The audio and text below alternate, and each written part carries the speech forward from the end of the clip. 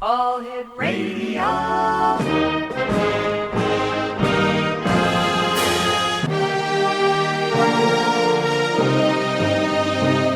Welcome to the X Zone, a place where fact is fiction and fiction is reality. Now, here's your host, Rob McConnell.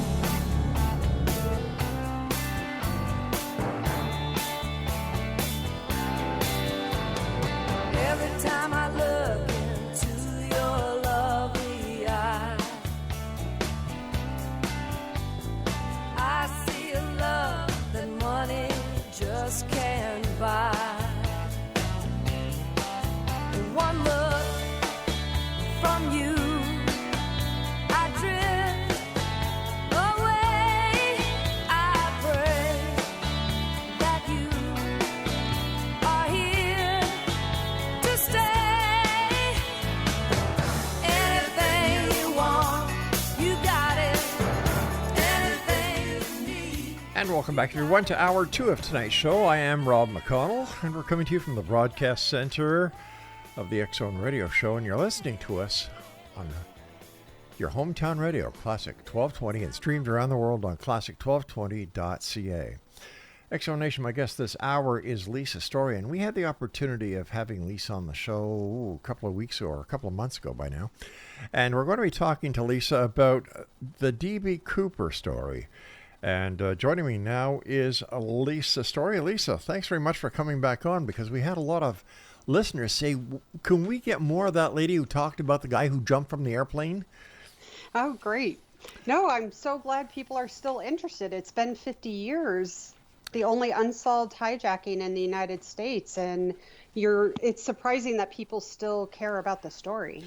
Well, I think the fact is that it has so much involved. And, right. You know, like, basically no one got hurt. Right. And it's like... Physically, anyway. Physically, right.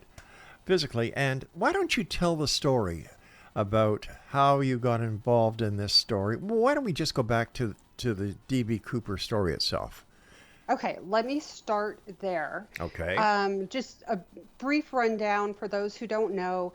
In 1971, by this time, there had already been about 250 hijackings in the United States, but every single person had been captured. And a lot of them were take me to Cuba, or they were just ransom, I want money.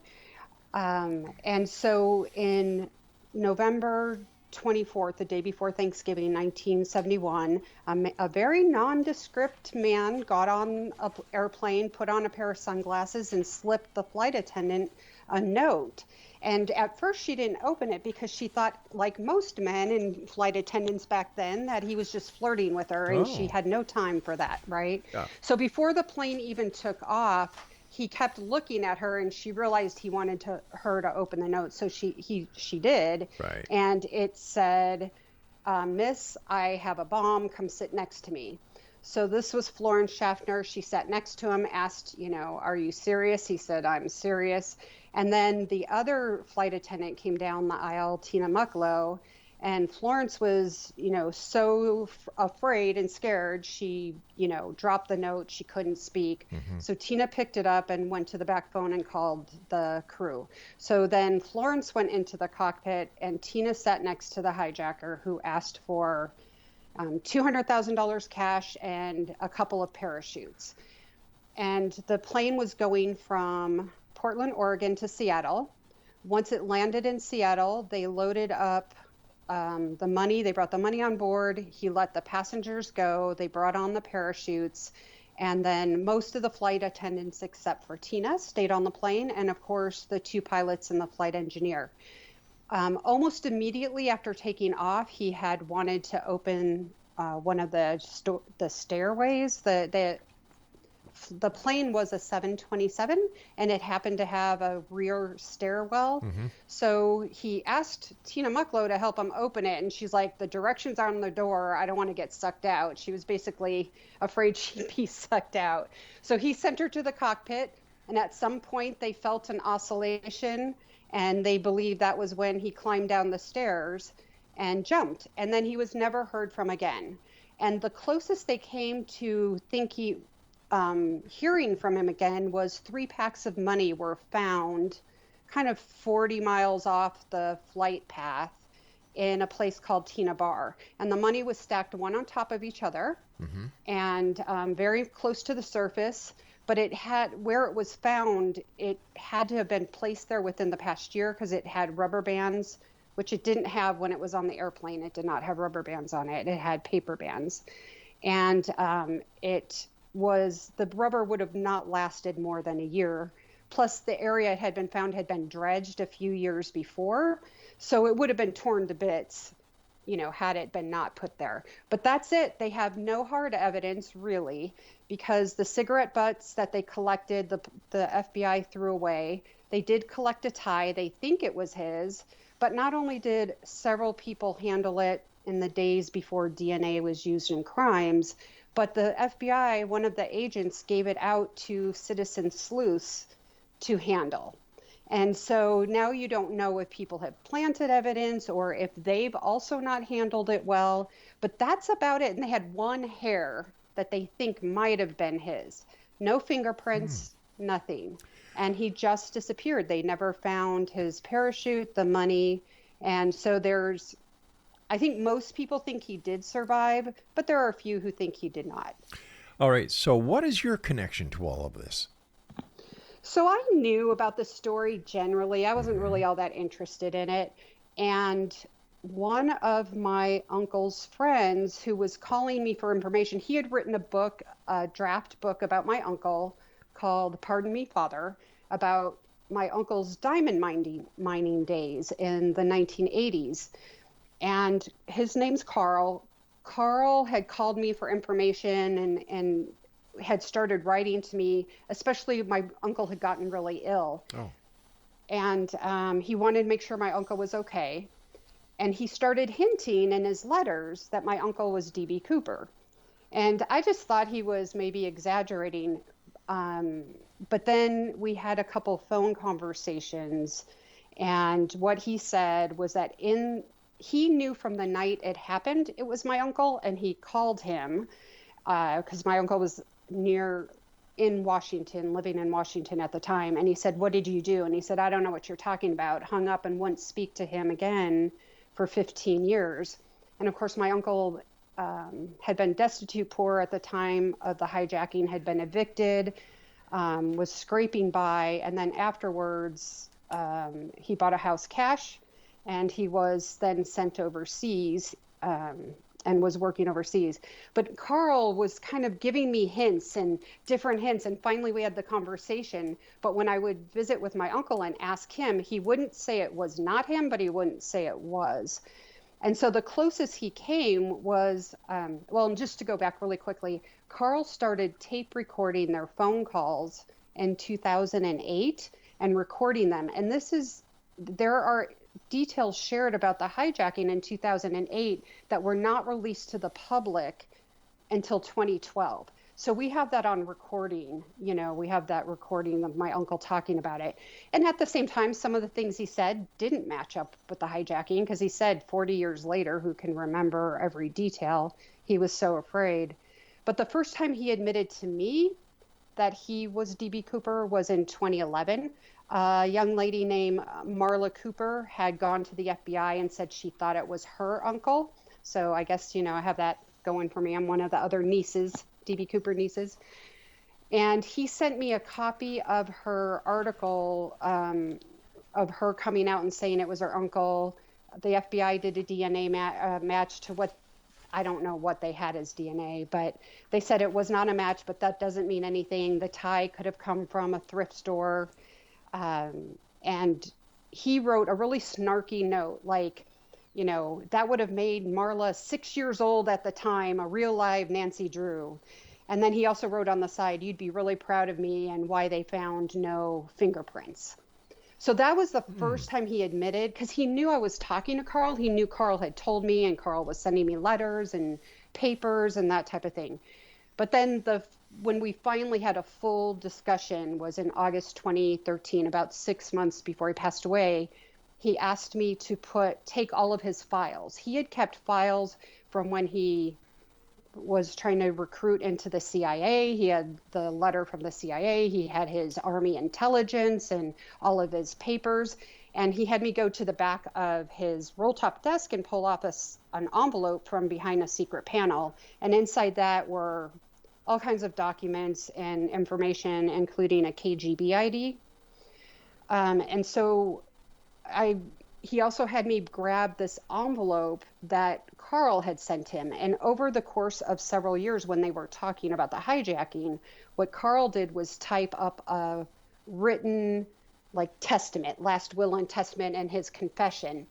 But it wasn't, Walt didn't write it himself. My uncle didn't write it. Carl wrote it for him. So I think some things are like go back and forth in story format versus I did this, I did that type of thing. But Walt said, I'll sign this. Can you take it into town and get it notarized? And I said, no, you have to come with me. That's how a notary works. He goes, right, well, exactly. Right? So he said, and he was really ill at this point. He was on oxygen and he wasn't very mobile and he wasn't sure. And I said, well, I can get a notary to come to your house. But as I read it, the first note said all of these, it had like 6 different social security numbers he had, including some a social security number in Canada, in Saudi Arabia, and 3 or 4 for the US. And it had all of these different aliases he had gone by, including DB Cooper. And then I said, you're finally telling me? And he said, yeah. And I'm like, why now? He goes, well, because I'm going to die. And I'm like, well, you've said that before. For the past couple of years, you said you were going to die. And he said, well, I mean it this time. So I read it as quickly as I could because it was very long. And I asked him some questions, but basically, I wish I had more time and could ask him more, because the more I got into the story, the more I wanted to know. Because at this time, I really wasn't an expert on the hijacking and, where people were trying to prove or not prove a suspect.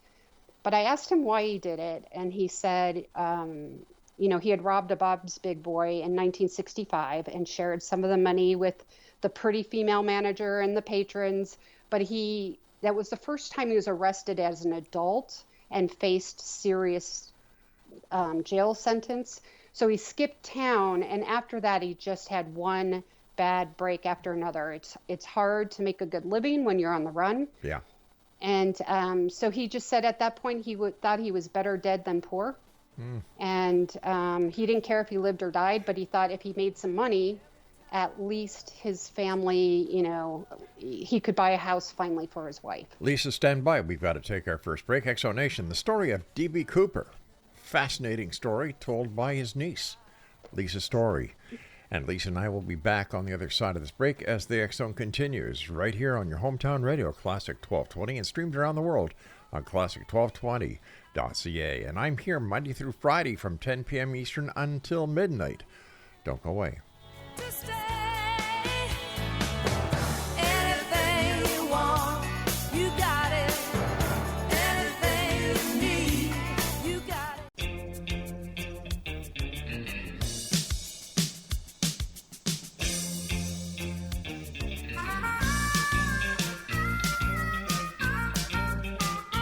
Is it loving in your eyes all the way?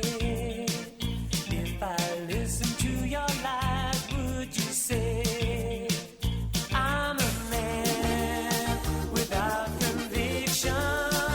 I'm a man who doesn't know how to sell a contradiction. You come and go, you come and go. Come, chameleon. And our guest this hour is Lisa Story, and we're talking about the D.B. Cooper case that was when somebody allegedly jumped out of the back of a, let me see if my memory serves me correct, a Northwest Airlines Flight 305. Correct. And Yes. was never found. Now, here's a question for you. Do you think the case is unsolved because the FBI couldn't find the hijacker? Or is it unsolved because authorities didn't want to find him, considering there's direct connections with the CIA as well as the KGB and all these different identities? Yeah, I don't know if the FBI was in on it, but I do think there was some cover up maybe behind the scenes because what Walt told me was that he was found. He was approached a few months later on the job site, and by some guys he thought were, fellow iron workers, and they took him out for a beer, and they basically said, "We know what you did. Do you want to go to jail?" And he said no, and he goes, "Well, then you work for us. You'll be hearing from us." And then here's a guy with, he has a, you know, somewhat of a, couple armed robberies and all of that, but this was pretty big. And he had been working for a company called Vanell. And Vanell there are a couple books you can read about them, but they're very well known in the Middle East. They had done some CIA contracts flying 727s and dropping supplies and stuff out of the back and everything in Vietnam for the CIA, as did Air America. And they were working on some Middle East government contracts and some CIA contracts. And Walt had applied to the CIA in the early 60s, but was rejected because I think because of his criminal background and a couple things that happened. But the recruiter stayed in contact with him. And he's like, "We can use people like you." And my uncle had about 12 years of military training, paramilitary, Air Force search and rescue, Army intelligence, paratroopers, that type of thing. So he was working for Vanell on the Grand Coulee Dam, and his recruiter kept telling him, "Hold on, the contracts are coming, the contracts are coming." And that's when he just had no patience. He went and hijacked a plane. And there are records that show that the CIA was talking to Boeing at the time of the hijacking because they were trying to find out for the pilots if the plane could take off with the rear stairs down. And of course, the CIA knew they could because they had flown 727s in Vietnam. So what Walt said was after that, he was flying to and from Boise, Idaho for a couple years, getting training. And then he spent the next 15 overseas working for, he was on the Saudi Royal Family Guard, training their military through Vanell. He responded to he went to Mecca when the Grand Mosque was overtaken by terrorists, and he had to convert to Islam for the day, to go even step foot in the city. And he just did a variety of things. He has several U.S. Foreign Service passport or identifications where he was fighting rebels in Algeria and that type of thing. So to go back to your question, I think he had help. Well, and he had help by his contact laundering the money through Canada, through a Canadian bank. So I think the CIA knew who he was. Whether or not the FBI did, I don't know. Okay, so how much money is he allegedly supposed to have stolen and gotten away with? So he jumped out of the plane with $200,000. I don't know if all of it made it to the ground with him. We kind of didn't talk about how much. I mean, I didn't get into that level of discussions with him because there was so much to talk about. Sure. But he did have, when we went to his one Canadian bank, he did have tens of thousands of dollars in a safe deposit box in gold coins that we saw. And his bank balance was over $100,000 years later. Now, whether that was from investments in the diamond mining he did or leftovers from the hijacking, I don't know, but the hijacker, and of course I think it's Walt, had jumped out of the plane with $200,000. Here we are. And he did, I was just going to say, he did buy a house 4 months later with cash, and we were able to track down the landlord, the man who sold him the house, and he remembered Walt because he was very polite. And that's something the flight attendant said about the hijacker. He was extremely polite, and just very polite towards them, especially the ladies. But he said, I remembered him because he was so polite. He paid cash. He paid off the house in cash within a couple years. And I asked for all cash payments and he had no problem making it. And this is a man who had been evicted from a trailer just a year before because he couldn't afford $60 a month. Something doesn't sound right, does it? No. Now, with all the evidence that you were able to dig up, as well as the other members of the sleuthing society, is this case still open? Oh, it absolutely is. And I have to tell you, the people who are the experts that are on the different chat groups and Facebook groups do not think it's my uncle. And because the flight path where his friend, he didn't remember where he landed, but he remembered things about like physical description and the freeways he took home. He remembers limping into a cafe. There was a lumber dump truck and a guy with a cowboy hat and a guitar sitting there. And he asked this guy, he called him Cowboy, to give his friend Don directions to pick him up. And Carl was a pilot, and he took out his flight maps. And based on how my uncle said he got home, how long it took him to get through a certain pass, they were able to trace that flight path. And, they didn't really know where they were that night. Supposedly, the McCord Air Force Base came up with the flight path based on the jets.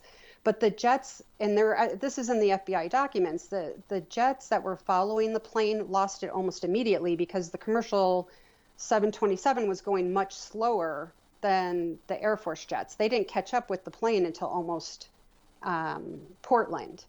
So anyway, I think the main reason is the flight path doesn't align.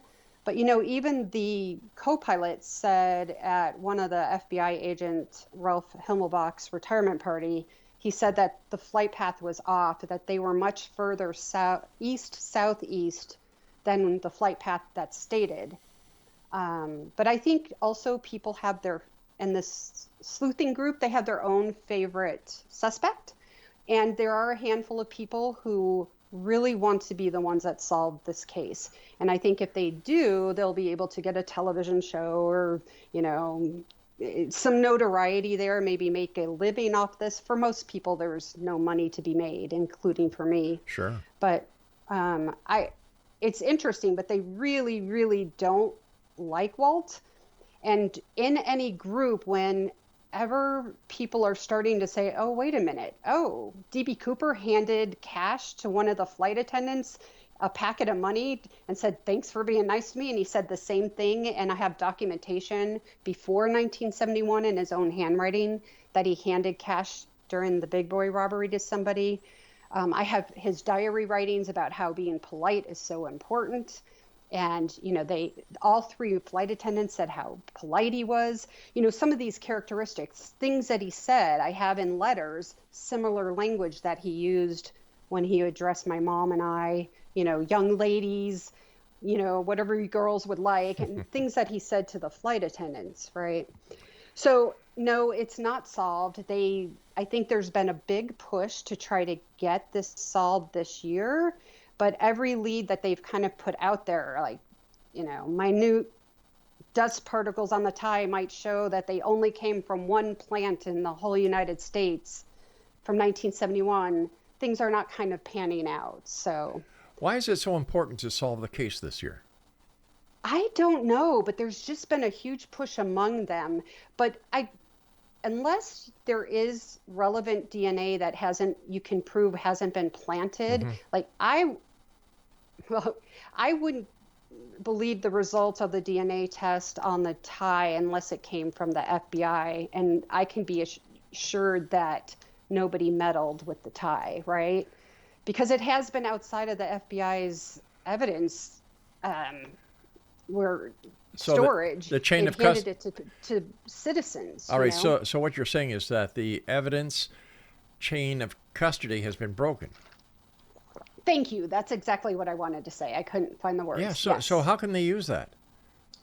I don't know. I mean, and more than likely the DNA, when they were collecting back then, I don't even know if the FBI agents were wearing gloves, right? But who knows? Maybe Walt's DNA is on that tie, and then I will be eating these words. But I don't know. It's just hard to tell. It's hard to tell whose DNA. But Well- the basic, what the FBI found 20 years ago when they first did it is it has the DNA of 3 different men on it. All right, so even if they did bring it to an outside lab and they said, yes, there is that DNA on it, that wouldn't hold up very far because the chain of custody of the evidence has been broken. Correct. Yeah. And I think that everybody would, unless it supported your suspect, you'd be like, this solves the case. But I think for a lot of other people, they'd wonder, well, did you track down a relative and plant that evidence so that you could solve the case and have your own television show, right? You would have to know, like, was it a completely person out of left field? Like I said, a lot of the people in the DB Cooper world, because the flight path doesn't align perfectly, they don't believe it's my uncle. Strange, really strange case. And you and I will be back after this short commercial break as the X Zone continues with yours truly, Rob McConnell, from our broadcast center and studios in St. Catharines, Ontario, Canada. And you're listening to us tonight on your hometown radio, Classic 1220, and we're streaming around the world on classic1220.ca.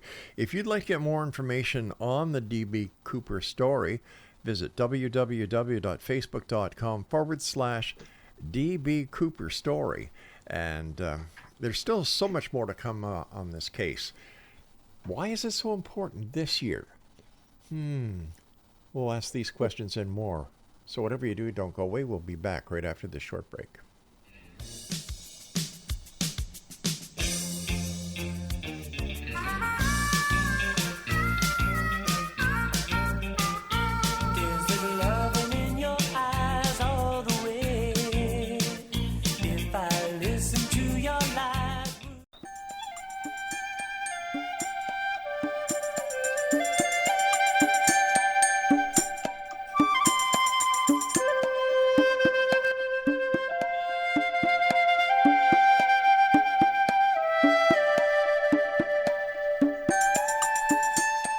Happy Chinese New Year to Rob McConnell and all the members of the X Zone Nation, from all your friends and listeners in China. 2024 is the year of the dragon. If you were born in 1928, 1940, 1952, 1964, 1976, 1988, 2000, 2012, or 2024, this is your year.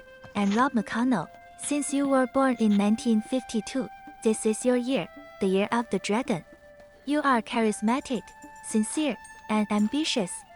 Dragons are courageous leaders who always love a challenge. For all dragons, your outlook for 2024 is that this year will bring you good luck. You will flourish in your relationships and career. If you were born in 1929, 1941, 1953, 1965, 1977, 1989, 2001, or 2013, your sign is the snake. You are perceptive, intelligent, and composed. Snakes are motivated and can carry out any task from beginning to end. For the snake, your outlook for 2024 snake is that this year you will face all challenges head on. Proactive planning will bring you closer to your goals. If you were born in 1930, 1942, 1954, 1966, 1978, 1990, 2002 or 2014, you are the horse. You are energetic, cheerful, and sociable. Horses are observant and enjoy excitement. For the horse, your outlook for 2024 is that hard work will help you to overcome obstacles and achieve success. Play to your strengths and you will prosper. If you were born in 1931, 1943, 1955, 1967, 1979, 1991, 2003, or 2015, your sign is the ram. You are considerate, creative, and attentive. Goats are gentle and determined to succeed. For the ram, your outlook for 2024 is that this year will bring you everything you need. confidently stride towards your goals and prosperity will come to you. If you were born in 1932, 1944, 1956, 1968, 1980, 1992, 2004, or 2016, your sign is the monkey. You are sensible, thoughtful, and fearless. Monkeys are insightful and are quick to find a solution in difficult situations. For the snake, your outlook for 2024 is that this year will bring you wealth. Displaying your talents in your career will produce extraordinary results. If you were born in 1933, 1945, 1957, 1969, 1981, 1993, 2005, or 2017, your sign is the rooster. You are trustworthy, compassionate, and smart. Roosters have remarkable eloquence and are great communicators. For the rooster, your outlook for 2024 will bring you good luck in your relationships. Surround yourself with the company of those you love the most. If you were born in 1934, 1946, 1958, 1970, 1982, 1994, 2006, or 2018, your sign is the dog. You are loyal, patient, and dependable. Dogs are intuitive and inspire confidence in others. For the dog, your outlook for 2024 is to remain focused to reach the light at the end of the tunnel. Keep pushing forward and you will receive prosperity. If you were born in 1935, 1947, 1959, 1971, 1983, 1995, 2007, or 2019, your sign is the pig. The pig is hardworking, amicable, and earnest. Pigs are enthusiastic and are always ready to give a helping hand. For the pig, your outlook for 2024 is that you will prosper in the new year by making new connections. Remember to think before you act. If you were born in 1937, 1949, 1961, 1973, 1985, 1997, 2009, or 2021, your sign is the ox. You are reliable, honest, and responsible. Oxen are diligent and work hard in everything they do. For the rat, your outlook for 2024 is now is the time to slow down and reflect. You will benefit by creating a balance in all aspects of life. If you were born in 1938, 1950, 1962, 1974, 1986, 1998, 2010, or 2022, your sign is the tiger. You are adventurous, passionate, and generous. Tigers are confident individuals with a strong sense of justice.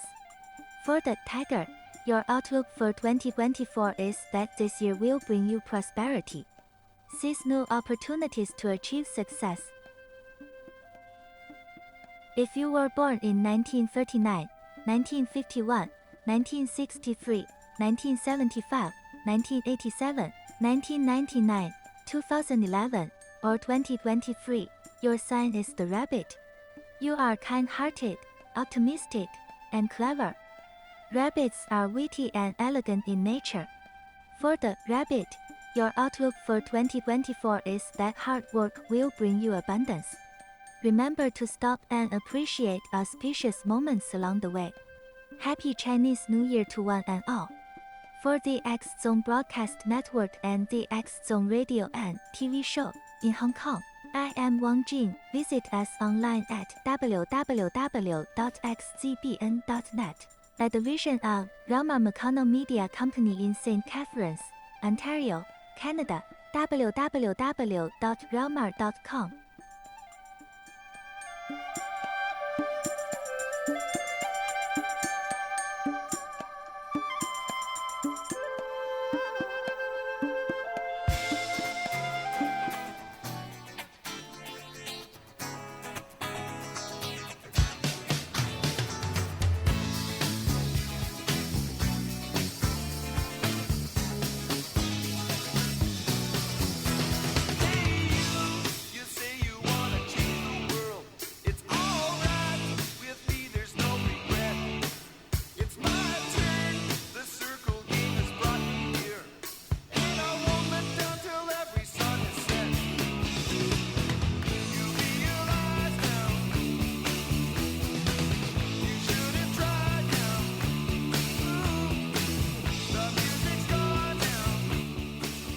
Welcome back, everyone. We're talking about the D.B. Cooper case this hour with our very special guest and the niece of the person who she believes to be D.B. Cooper, her uncle. And first of all, Lisa, as we were in the commercial break and doing that feature, I had a thought that you were saying that the case with the FBI was still open, right? About 18 months after my uncle passed away. Okay. So it was closed in 2016. Oh, it's closed. Now, when was the evidence released that this tie that the D.B. Cooper Sleuthing Association, for a lack of better title, are trying to say that, no, based on the DNA that they believe to be on this tie, that proves that your uncle would not be D.B. Cooper? Well, they haven't checked the DNA to my uncle's DNA. So they wouldn't even know. They have their own candidates or suspects that they really think it is. So I don't know, like, if they could get somebody to do the DNA test, it's quite expensive. I guess it's well over, it's like $50,000 or something to do a really good test. And it's been 50 years. I don't know how degraded it is and how well the tie had been stored, because of course 71 they didn't do DNA testing for crime, right? That was still a new technology. But no, I honestly, that's a good question. I think the tie was released externally sometime after 2012 when they started releasing the documents publicly. I don't know if the tie is back in the FBI's hands. I would imagine it is. But it had been handed over at least once to someone, and maybe more than once. I'm not positive. So if they were able to get the money to do a private lab to do the DNA search or test, I would be happy to hand over DNA from myself or my mom. She's still living. I just don't know, and I don't think anybody knows. Is it 3 FBI agents' DNA that's on that tie? Whose DNA is on the tie? We don't know. So, in your opinion, does it really matter at this point in time if your uncle was D.B. Cooper or not? I don't think it matters from a policing law enforcement standpoint. I don't think it really matters anymore who did the crime. Whoever did it is dead. I really do believe it was Walt. And what I would want to know, because I just asked my mom this the other day, because there's been a lot of activity in a certain group that I follow, and I called her up, and they can get pretty, mean-spirited, not just towards me, towards anybody who doesn't agree. Certain people, if you don't agree with them or you're out there doing something they don't agree with, they attack. You know how people online can be. Oh, I sure do. So I asked my mom, I said, Mom, because she doesn't want anybody to know about this. She thinks it's besmirks the family name, and she thinks nobody should even know it's possibly Walt. But I said, do you think he'd lie to us? Do you think, because we talked him out of signing the confession. We talked him out of it. We just thought he'd go to jail. And she said, no, he wouldn't lie. And my mom and we talked about this last time. They have quite the background together. Right. But I think as far as your question's concerned, for me, if he wasn't, because also we hired, Vern Jones, who published Carl Lauren's book about Waltz being D.B. Cooper and all of that. Joe Koenig was hired to investigate all of us to see if we are telling the truth, if we have, weird backgrounds that make us, creating a conspiracy or lying. And Vern listened to and then transcribed the recorded interviews between Carl and my uncle. Okay, we're going to have a bit of a cliffhanger here when we come back. Okay. Let's talk about those recordings. Lisa Story is my special guest this hour, X-Zone, and if you'd like to find out more about Lisa as well as this story, visit her online at facebook.com/DB Cooper Story. This is the X-Zone. I am Rob McConnell, and Lisa and I will be back as we wrap up this hour here in the X-Zone, as the X-Zone comes to you Monday through Friday from 10 p.m. until midnight on your hometown radio, Classic 1220.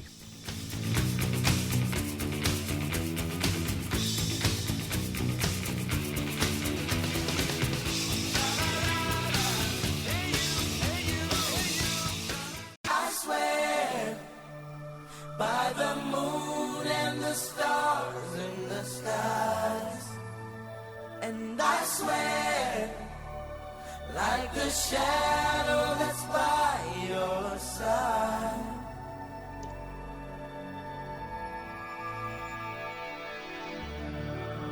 I see the questions in your eyes. I know what's weighing on your mind. You can be sure I know my part, 'cause We're talking about the D.B. Cooper case this hour, X-Zone Nation. Our guest is Lisa Story, and Lisa is the niece of one of the people who, in fact, told his niece that he was, in fact, D.B. Cooper. First of all, Lisa, thanks very much for coming on the show. It's a great story, and, you know, here we are 52 years later. Right. We still don't know. And Yeah. people are still asking so many questions. And there's no hard evidence. There are so many facts that weren't properly recorded. Mm-hmm. But I wanted to go back to what you asked me about. Why at this point does it matter if the case is solved? Yes. And for me, what I would want to know is why would Walt think he was Cooper? Because Joe Koenig, who has written a book and has the transcript, including all the warts, and even including the things that some of the D.B. Cooper experts use against my uncle as a suspect, because, you know, we put everything in there to be completely honest. He was a Michigan State police officer who was the lead investigator on the Jimmy Hoffa case. He's an FBI trained forensic linguist, and he now has he's retired, but he now has his own business. And he listened to the recording several times. He did a look at the transcript, and there he determined, based on his 40-year career, that Walt and Carl were being very truthful, and that Walt believed the truth he was telling in those tapes. And he, you know, when he couldn't remember something, Carl would say, "What about this?" And he's like, "Carl, I was in an extreme state of anxiety and fear. I don't remember." And, but he determined that Walt believed he was D.B. Cooper. Now, there's a difference between you believe you're telling the truth and you did something, right? Yes, that's right. So that goes back to me wondering, why would he believe it was? Why would he tell my mom and I, along with other things he said he did, like he shot Abu Duwad, and he had an original newspaper clipping from that assassination, and his passport aligns to being in Poland at the time because he spoke fluent Russian and Polish, right? And so I would then want to know, was he part of one of those CIA operations in the 70s and 80s that we've found out about? Not MK Ultra, because they were using LSD, and I don't think my uncle was ever on LSD, but they were really trying to do mind control back then. And it's really interesting. I have found several FBI documents where there are men seen the night of the hijacking that were in suits and nothing else, in inclement weather, walking in strange places. Like, there was a guy walking along the road in the middle of nowhere in a suit, soaking wet, no coat, in Woodland, I think it was. And then the other one is Ellensburg, which is just about 15 miles from where my uncle thought he landed. So, or Carl traced down to where he landed, and he found the eyewitness who made the phone call. And, you know, Joe has interviewed him and determined he's telling the truth. So I guess for me, what would be interesting is that would take the story and my research in a whole different area. Although, because I have the KGB ID and some of these other papers and documents, my youngest brother's telling me I'm crazy and to let it go, or I'm going to end up flying out of a 7-story building, you know. So I don't know. But I would just wonder then why, because he wasn't somebody who bragged. You know, a lot of people are telling me your uncle was just telling a good bar story, and I'm like, that was not him. Like when it came to telling you things that were any story, he underplayed it, and other people that were there had to add the color and, you know, and stuff. And he'd just chuckle like, oh yeah, I remember that. Or he would add a sentence or two, but it was very abrupt and short. Now, he wouldn't exaggerate and go on and on and on about something. Let me ask you this. Were the FBI aware that your uncle had KGB credentials? We had, my mom and I had dinner with our former neighbor and a retired FBI agent in 2016, right after, like a couple weeks after they closed the case. Right. I showed her the KGB ID. I gave her all of his U.S. Foreign Service passport, you know, IDs, showed her the passports where he'd been all over the world, his military papers, and the confession. And she said, I'm retired, but it is professional courtesy if one FBI agent sends this to another FBI agent. So she sent she said, I know these people. They are not crackpots. They are very sincere. They believe that their relative may be the hijacker. Here's his confession. Here's their contact information. And she was so furious because the person she sent it to in the Portland FBI office sent it back unopened and said, we close the case. I'm not interested unless they have one of the $20 bills or the parachute. Is it possible that this case was dropped because it was a matter of national security? That could be. And I've done FOIA requests to the CIA, but I doubt I'll find anything out, right? About my uncle. I don't know if you can tie it. But it could be because maybe this was some type of training exercise or something. I don't know. It was a weird time in our country. And the fact that the money was never found, the body was never found, and then they found those 3 stacks of money, and originally it went on the plane in paper bands, and it was found in rubber bands. Even the bank officer and the flight attendant never said rubber bands. They said it had bank-type bands with printing on it. It's just all very odd. The whole case is very odd. Now, did the bank know? Well, first of all, how did he get the money? Where did the money come from? Did the airline have to go out and get the money in order to proceed with the hijacking? So there were a lot of hijackings and kidnappings back then. So the bank, Seattle First National Bank, had money put aside, like $250,000 put aside for such a case. So they just pulled $200,000, put it in a duffel bag. Right. Or canvas bag and sent it to the airport. Of course, Northwest Airlines had to call the FBI, who had to arrange all this, right? How they do that. And this is what I was getting at. Usually, when there's a ransom or an amount of money that is required for, a payment for a criminal activity, every serial number is noted. Plus, they usually throw in a couple of die packs. This might have been before die packs, but there was no die pack.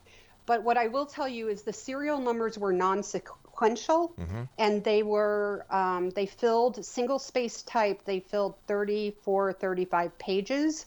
So even in the FBI documents, it said they gave the serial numbers to the banks and they published it in the newspapers. Right. But they knew it was nearly impossible to find that money.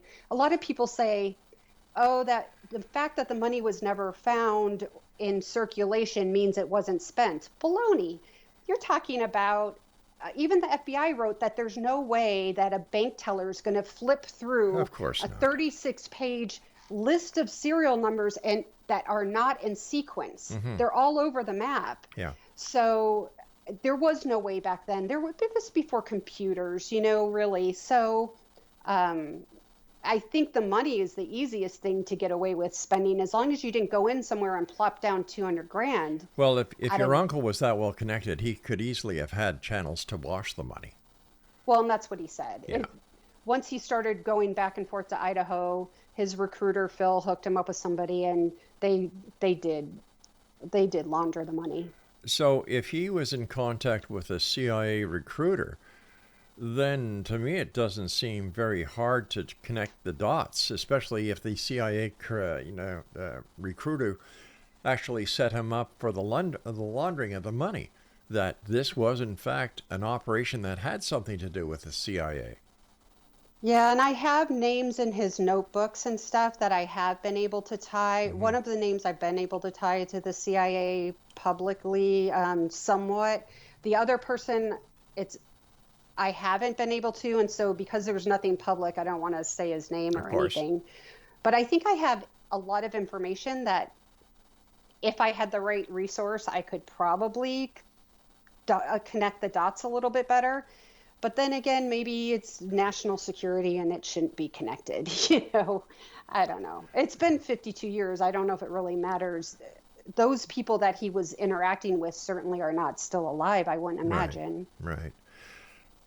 So where do you see going with this case now? Like you said, it's over 52 years, and So I finished my memoir where I put snippets of letters from him and myself and him to my daughters and Carl's letters to me and the craziness of when I went to CooperCon and I thought everybody would be interested in his story, but they weren't.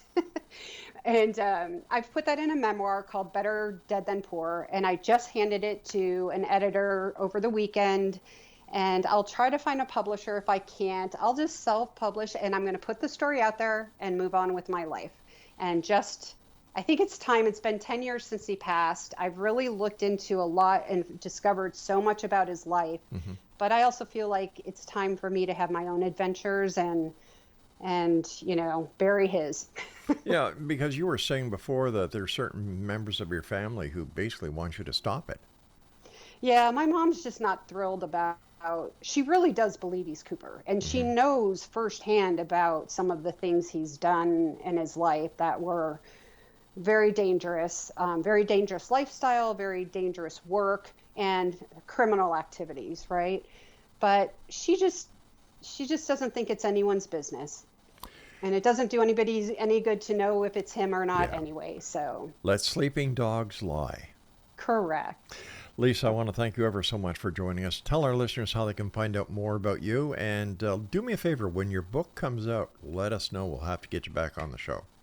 Oh, that would be great. I appreciate that. For now, just Facebook, DB Cooper Story. I put photos and bits of my uncle's letters, his KGB ID photos up there. Some of his military photos are up there. I try to tie the dots with the FBI documents and how it relates to him, and try to pull that story together visually for people. But it's just where I have things right now. I don't have a website yet. Lisa Story, thank you so much for joining us. And man, you've done one heck of a job. Oh, thank you. And thanks, Rob. I'm so glad you're healthy. Thank you. Take care of yourself, Lisa. Speak to you soon. too. Bye-bye now. All right. Hey, Exo Nation, my guest this hour has been Lisa Story. And wow, the name of the website is facebook.com DB Cooper Story. Now, I'll be back tomorrow night at 10 o'clock as once again we cross the time-space continuum to this place that I call the X Zone. It's a place where people dare to believe and dare to be heard, and we're here with you Monday through Friday from 10 p.m. until midnight. So until tomorrow night, my good friends of the Exo Nation, remember, always keep your eyes to the sky and your heart to the light. Good night, everyone.